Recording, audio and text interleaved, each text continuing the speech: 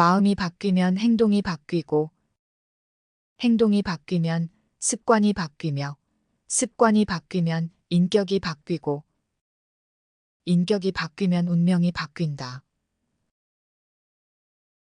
우리의 마음가짐, 즉, 마인드셋이 얼마나 강력한 힘을 가지고 있는지를 잘 보여주는 말입니다.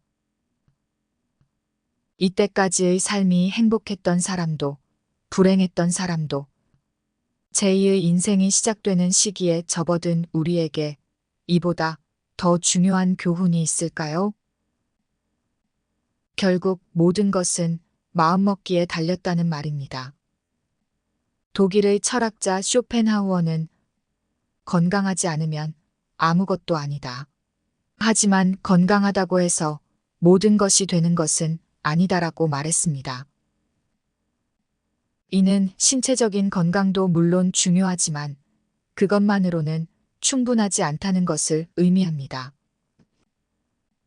정신적 태도가 긍정적이고 건강해야 남은 인생을 행복으로 이끌 수 있습니다.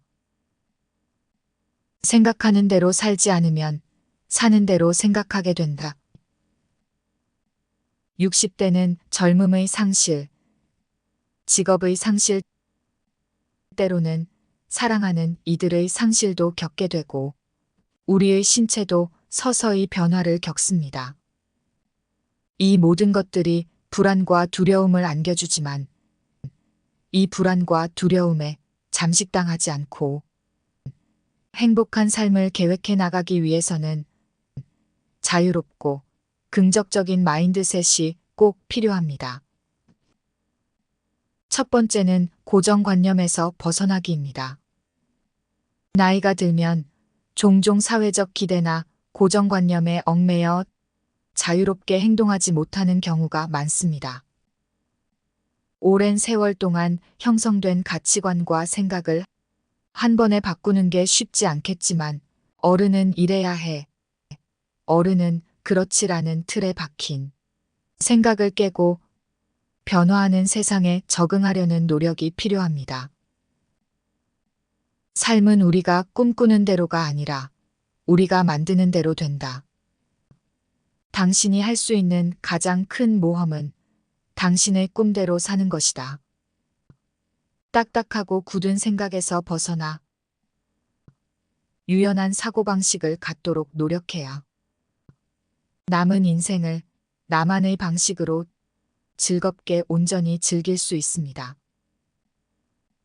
두 번째는 다른 사람에게 물어보지 않기입니다. 인생을 살면서 고민이나 걱정거리, 문제는 항상 있기 마련입니다. 하지만 이제는 다른 사람에게 물어보고 결정하는 것이 아닌 이때까지의 풍부한 인생 경험을 바탕으로 나의 직관과 판단을 믿는 것이 중요합니다. 그 누구도 나의 문제를 온전히 이해하지 못하고 해결해주지 못할 뿐더러 책임져주지도 못합니다. 답은 내 안에 있습니다.